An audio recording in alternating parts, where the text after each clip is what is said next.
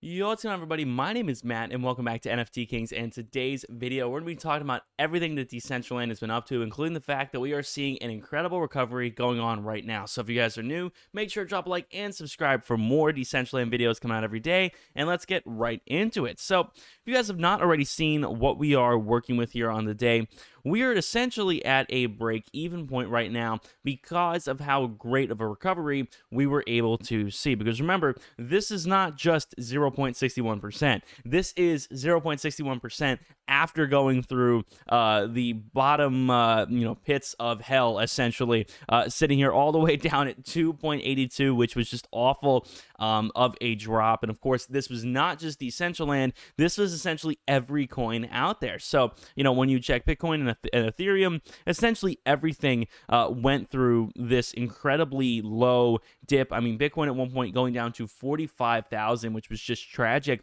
But right now, things don't look as bad. It looks as if just about everything right now is on a steady recovery, including the fact that Ethereum right now is only at 4%, which is definitely not bad. There are tons of other coins here which are starting to reach their break-even spots as well. But with Decentraland, of course, you guys can see after hitting that horrible dip here, that one sort of flash candle downwards, things have looked to snap upwards. So before we get to that, guys, in terms of market cap, we are at around 7 billion right now, which places us at number 25 here on the list. So definitely not bad at all. Of course, there are tons of other coins we could knock off here in the future, considering the fact that it looks like Mana has had a better recovery than the majority of coins out there. So when you look at the 24-hour, you guys can see there are some here. Celsius has made the best recovery, but when we look at the rest, man, out of the past 24 hours, Mana is in the top 10 in terms of recovery. So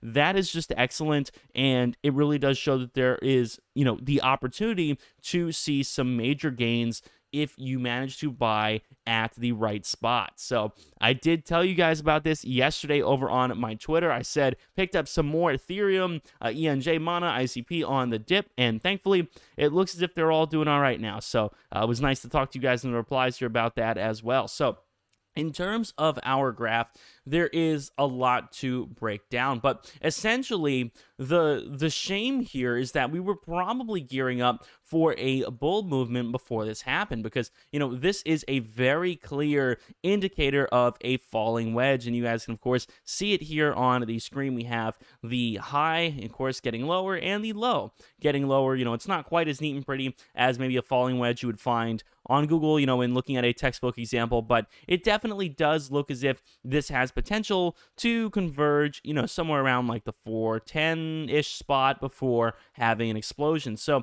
it looked as if we really had a good opportunity here, and unfortunately, the sort of problem was that Bitcoin just fell off a cliff and everything kind of followed suit. So we head downwards. We essentially lose the major line of support that I had told you guys about, which I thought was right around 420. And I've been talking about this in a ton of recent videos because honestly, 420, 430 seem to be a really reliable spot. And of course, you guys can see that here on screen. 420, 430, seem to be a very, very reliable, area of support here that I know so many people were talking about as being one of the major players for Decentraland. But unfortunately, again, we work our way down. We get a little bit lower here. Things go down just a little bit, which, is not all bad, to be honest, but, definitely not ideal in this situation. So we start, again, working our way downwards, and we have this little bit of a flash crash here down all the way to around 2.5 actually. So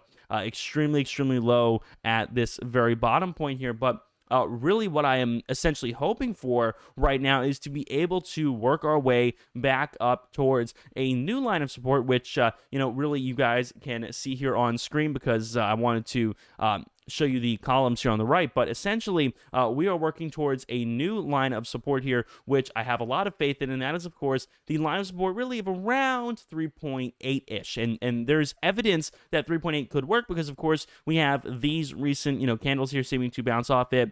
And 3.8 did seem to be last time where we had a little bit of a battle before we fell through again. So I definitely think 3.8 looks to be sort of a solid line somewhere around there as being a line of support for working up here in the future. Now, in terms of our indicators, you guys know I'd love to take a look at those. The relative strength index is essentially showing us everything that we want to see because, you guys can see on this relative strength index, we hit all the way down to 15, which, is terrible considering things are way oversold. There's not nearly enough buy volume to justify the current market conditions. But there's a catch to all this. Because of the relative strength index being so low, it leads to a lot of volatility and possibly working our way back to the middle, which we exactly did. So we were able to beautifully work our way back to the middle of the relative strength index here at right around 50, which is basically what I've been saying in some of my previous videos, that whenever you have a flash crash like this and the relative strength index is way below what it considers to be a normal range, you have a very good possibility of having an explosive series of buying. And that's exactly what happened. We went from, 3.13 all the way up to around, $4, close to $4, a little below 4. So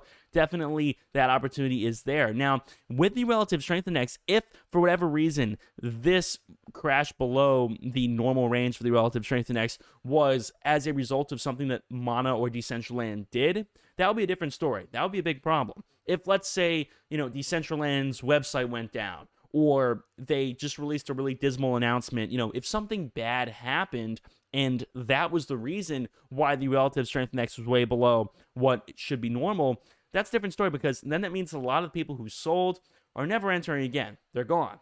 But in the instance of Mana today, there's nothing fundamentally wrong with Mana at all. There's nothing fundamentally wrong, really, with any crypto today. So when we look at our list, when Bitcoin is following the exact same trend, when Ethereum is following the exact same trend, there's a good chance that it is nothing to do with Mana itself. And that means, of course, that this was purely a sort of technical reason, just overbuying, whatnot. People got scared and they jumped off and essentially caused all the market to crash.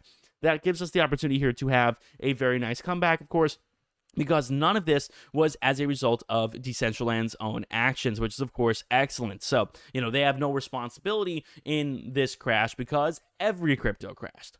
So when we take a look at our Fibonacci retracement, you guys know that is going to be very helpful here. So you guys can see it is essentially going to track the high and the low. So we have from the most recent run here a 4.53 start here and a finish at 2.49. Oh my goodness, that was scary stuff, man. And you guys can see essentially the Fibonacci retracement is showing that we were able to work our way back to the 38.2% line, which is of course excellent. And you guys can see we use that essentially as a launch pad to get above the 61.8% line. So 61.8 looks to be the spot that we are bouncing off of right now. Again, it's hard to say whether or not we will, work our way past the 78.6% line. That is hard to say. It is very possible that, the 38.2% line could be revisited. So there's really no way to tell, but I definitely don't believe we are getting below the 38.2 line. So I think that right around 330 at least will be the low for the foreseeable future. And again, you do have the opportunity for 61.8 to be a great line of support, and we could just bounce off of this. And if that is the case, then 3.75 would be a line of support, which would be even better.